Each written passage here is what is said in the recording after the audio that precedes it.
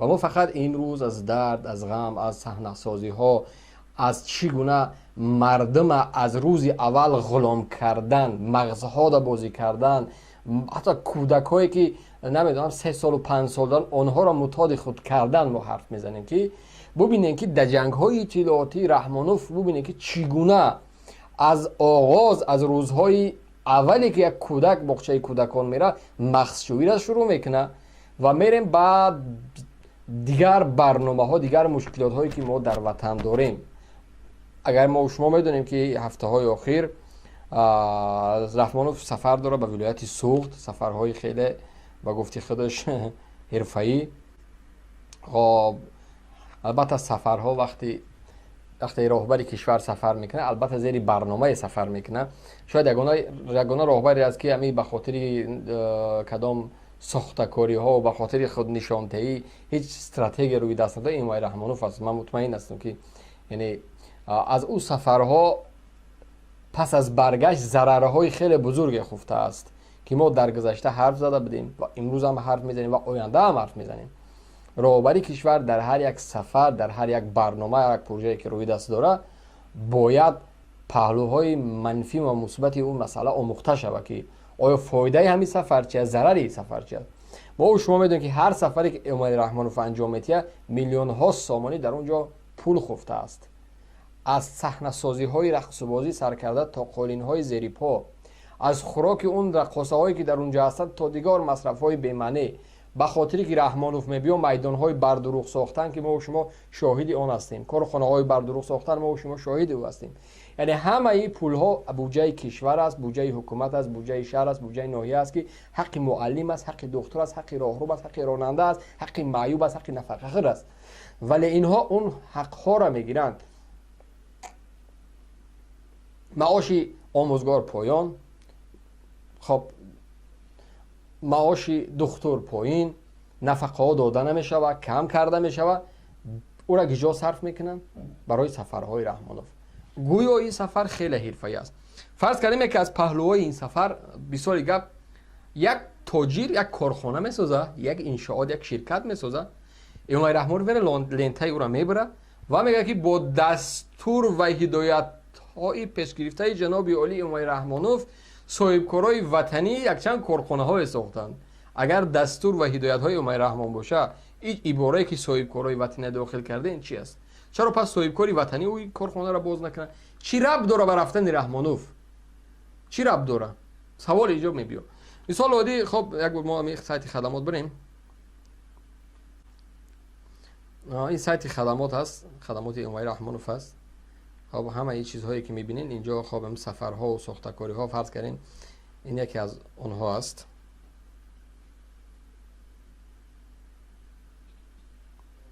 مثال همه ای را دیدین. خب مهمترینش من اینجا برای شما میگذارم. خب عادتا مردم اروپا یا که امریکایی، هر مردمی که نباشه، وقتی از کار برمیگرده برای فهمیدن نویگری ها در کشور، تغییرات ها، پیشروی ها، چنگ میزنه بالای چی؟ بالای اخبار.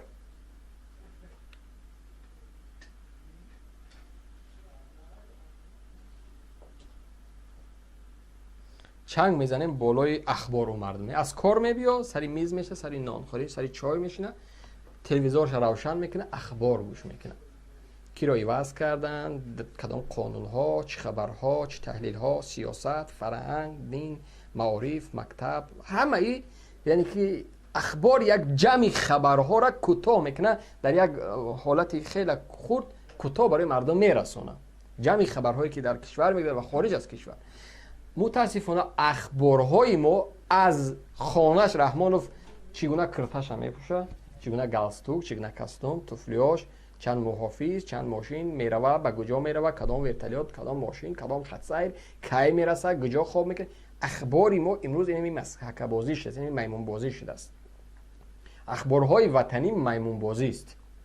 من میخوام اخبار بدونم. یک راوی بیچاره نشسته است، صبح امروز اساسگزاری صلح و وحدت پیشوای ملت محترم جناب عالی اساسگزاری صلح و فلان و فلان و بهمدان چنکرده قهرمان روی جهان امامعلی شریف باج رحمان رو به ولایت سوخت سفر کرد. یک نقطه. ضمن ملاقات اساسگزاری صلح و وحدت پیشوای ملت محترم اساسگزار جناب عالی پیشوای ملت هنگام ملاقات در ولایت سوخت با نماینده های حکومت ملاقات کرد. دو جناب عالی محترم پیشوای ملت امامعلی رحمانوف خب فلان در صحبت خود گفت سال 2020 و 2025 بنابر با تشبثها و خردمندانی های برنامه های محترم اساسگزاری صلح و وحدت پیشوا فلان مطمئن یک اخباری که 20-25 دقیقه است 35% او این همین نام های رحمانوف است 37% دیگر از هم اشولگویی و دروغ 20% دیگری او در اونجا همون صحنه سازی های بر دروغ است. یگام خبری مهمی که در کشور میگذره من از اخبار پیدا نمیکنم. مثال مرحمت مخصوصی ملی خب پیشوای ملت پرزیدنت جمهوری تاجیکستان محترم امامعلی رحمان با ولایت سوق در شهر کانیبادام ادامه یافت.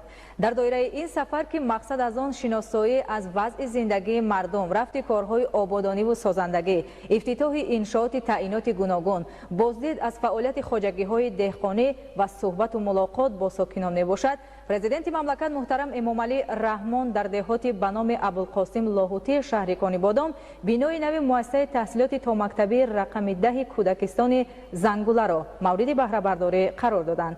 گزارش خبرنگاران ما 11 август اساسگزاری صلح و وحدت ملی پیشوای ملت پرزیدنت جمهوری همین گپ نو در اونجا گفته بودم چیزه پرزیدنت صلح و وحدت پرزیدنت پیشوای ملت صلح و وحدت اساسگزار محترم تو دست سودا کراچی همین نو گفته بود. اینا با دوباره 2 دقیقه چند دقیقه خب ولی بیست 45 ثانیه همه تکرار کرد محترم جناب عالی محترم فلان جورا و باز یک راوی دیگر عینی همیشه با تکرار میکنه. مرحمت تاجیکستان محترم امامعلی رحمان با مقصد شناسایی از وضع زندگی مردم، رفت کارهای آبادانی و سازندگی، افتتاح انشاءات تعیینات گوناگون، بازدید از فعالیت خواجگی‌های دهقانی و صحبت و ملاقات با ساکنان به شهر کانیبادام تشریف آوردند. نخست پرزیدنت مملکت محترم امامعلی رحمان در دهاتی به نام ابوالقاسم لاهوتی شهر کانیبادام بینای نوی مؤسسه تحصیلات تا مکتبی رقم 10 کودکستان زنگوله را مورد بهره برداری قرار دادند. بینای نوی کودکستان زنگوله برای تعلیم و تربیت 150 نفر کودک پیش بینی گردیده با مقصد رشد ساحه معارف و عملی سازی دستور و هدایت‌های سرور دولت در ظرف 1 سال از جانب مقامات اجرایی حاکمیت دولتی شهر و سهم صاحبکاران محلی با خرج 3.5 میلیون سومانی ساخته به استفاده داده شده است.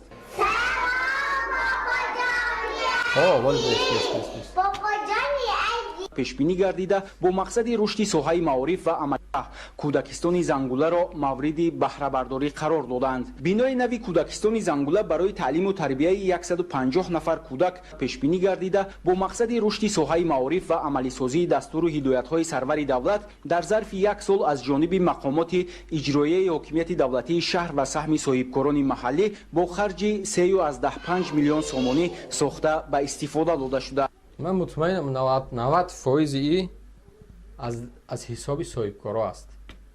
90% این. ولی او حکومت محلی و حکومت شهر و ناحیه که میگن اونا همو پسرید میکن. با یک کمی فایده دارن از این چیز. خب صاحبکار جناب عالی میگم مثلا معرفی میکنم که بیام جای کودکستان بساز. امروز جامعه ما یعنی همه میخوان نزدیک شوه خودش نشان بده. یک تاجر برای موفق شدن باید با این عائله نزدیک باشه. نه هر کسی که است باید یه چیزای بسازه که جناب عالی به پیش مطرح تعریف میکنه. ما توشکبایی که رئیس ولایت است او دیگه خیلی مور است. در این مثلا رفاه مور است. خیلی از این کارها پیسه کار میکنن. صاحبکارای بیچاره‌ای که مردم سوق دیگر صاحبکار زیاد داره در این مسئله بیچاره رو همو زین میزنن سوار میشن جناب عالی میبیا جناب عالی میبیا سوختن در کار است. خب ولی من اصل موضوع دیگه است. من بحثی مخصوصی میخوام اینجا گپ زنم. با خدا قسم این حالی هر برادری که در اروپا و امریکا است که همون کودکاشون یک بار بگن که همین چی معنی داره بابا جان بی بی جان خوش آمدی ای بابا جان. این کودکان نمیدونم، میگه این کودک دیوانه است چی است. در مکتب، در مدرسه، نمیدونم در باغچه کودکانه این نمود احمقی و میمون بازی نیست. یعنی گویا که بگفت شما که این ملت، این مردم به فرهنگ است. علم و تکنولوژی فرهنگ یاد کیهان رسیده است. اگر شما بحث شما ما گویا یک مردمی خیلی فرهنگی هستیم، این فرهنگ نیست. این شستن مغزها است. کودک ببین باغچه کودکانه است، الکه از سول، از جنگ شهروندی، از امنیت گپ میزنه که اصلا بجز از خاکبازی اوج فلک به گوش زحل میرسد. در خاکبازی هنوزم کودکانی ما اینا حالی در بازی هستن. باور کنین اینها اصلا از استقلالیت، از نمیدونم از دولت سازی، از سول، از جنگ، از امنیت، اینا براشون ایگل است. برای یا فرقی نداره. اینا همو خاک بازی را میدونن، همو بازیچه بازی را میدونن، همو باغچه کودکانه برای من خاطر دوستاشون کم بازی کنن. ولی اینها دایجا نشون میتن که مغزشویی کودکای ما را، مردم جامعه ما را از باغچه کودکانه اینا مغزاشون میشون چاپلوس میکنن تا به مکتب و به دانشگاه، تا به کار و تا وزارت و اداره. جامعه باید همش اینمو چاپلوس باشه. اوی کودک شما باید تکنولوژی از این جنبه بیاموزه، کامپیوتر باید بیاموزن، علم های دقیق باید بیاموزن. اینا کودکایی که در اروپا باغچه کودکانه میرن الکی آماده باشی به مکتب است. اونا کسب میآموزن. وقتی کسب میآموزن اونها کسباشون انتخاب میکنن. هر یک باغچه کودکانه کابینت های مخصوصی کسبی داره.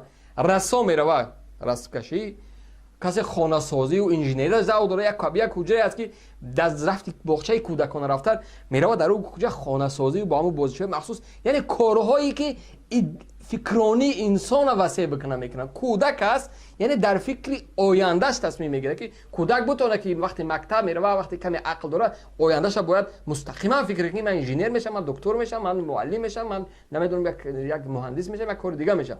ولی کودکای ما رو از همین جا از همون دستزنی رو میآموزونن. ای پیشوای میلاد دستا پیشی بر خوش آمدی. خودش از اونجا میشینه قدیب 70 پیرخر دیگه نگاه میکنه که ببینه که کودکا رو ما چقدر مغزشویی کرده ایم. یعنی هدف از همین اینمی ببینید. بابا جانی عزیز خوش آمدید در گروه یاد به شما برای یا افریقایی است کم طریق ده چه شدگی است ناموس چی است خیلی زویزده شدگی است در اینستاگرام همه کار کردین ده بیتیشون بابا جان. بخدا من واقعا وقتی میبینم نمیدونم یا که من اصلا فهمشم به یه اندازه شما نمیرسه که شما خیلی از علم و از صنعت و از پیشروی و از فرهنگ پیش رفتین. من نمیدونم این نمود این چی باشه که بابا جانی عزیز خوش آمدی. ای خدا با مردک 70 ساله با میشینه همین تماشا میکنه. ای خدا یا که شما عقل داری یا که من نمیفهمم مثل شما. با خدا پرزیدنت کشور، راهبری کشور دگیرش همه با سویدنیکاش، یعنی که همون مشورت شو همون کسایی هستن که براش مصلحت و براش نمیدونم رئیس وزیر و نماینده های ولایت شهر نمایان چونین که دگستانی زیبایی را در جماعت دهاتی ما مینداری خود را بیان نماییم با قدم های نیکی شما شد آباد و نور افشان که دگستانی ما قصر ارباب، قصر بنیا، قصر ملت، قصر وحدت، قصر ارداد آبری خلق مست این نظام پروازگاهی پیشوا بابا جان شازدوم اینایت بسیاری از نسل نگذار در این قصری باشه که جلسه داغتزاد برگزار کردی. بابا جان ما برای با تنتنه جشنگیری 30 سالگی اجلاسیه در کوهستان آمادگی داشت. بلیازی خدا همین کودک چی داره 30 سالگی اجلاسیه را. اگه شما ایرا فهمونده سینه که خیلی علم تام پیش است کودکا را علاقه 30 سالگی اجلاسیه و استقلالیت میفهمونید. خیلی به خدا احمقانه همون مشاوره و همون کسایی که در همین کار سهم دارن. ای بچه راهبر کشور یگانه راهبری که اصلا کار نداره در نظامش باور کنید. یگانه راهبری است که اصلا در نظام دولتداری کار نداره. ببینید برای راهبری کشور به اندازه سرکار است، وقتی نداره این افسانه را گوش بکنه. این کودکا افسانوی هستن واقعا، حالا یا تخیلات و فهمیشون افسانه است، یا نمیدونن اجلاسیت چی است و استقلالیت، صلح، امنیت، اینا را این مخشویی شما کردگین فکر کنه اینا شما را محبوب و شما را محبت به شما دارن. آیا میدونه که پدر و مادرها یا 50% در غربت در مهاجرت است، از پدر از مادر محرومن؟ میدونین؟ آیا میدونه که اینا شاید از همین باغچه کودکانه میروند؟ مطمئن باشه در خانه یخی‌هاشون غذای درست نیست، طعمی درست نمیخورن، اینو سالها پدرهاشون رو نمیبینن، بعضی مادرهاشون رو نمیبینن، بعضی یتیم هستن. آیا میدونین؟ یعنی گویا شما با این صحنه‌ای که برای این مردم میسازن و مخشویی میکنین، یعنی در جامعه چی را شما معرفی کردنی هستین؟ این مصیبت است، یک وبای است که در جامعه تأثیری بزرگ میرسونه. این ملت آینده فقط دستا پیشی بر ای پیشوای ملت. از این چی میگیریم ما؟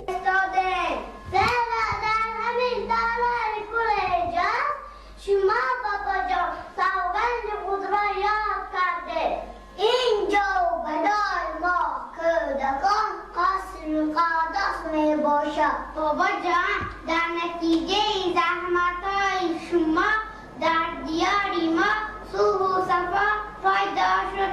از پایداری وحدت و یگانگی ما کودکان خوشبخت و خوشحال هستیم. تاریخی وطن دانم، باری وطن سرایم، بابا جان هر گویا با فخر مینم. ما با شماییم، با ایرمی شماییم، خوش آمده بابا جان عزیز.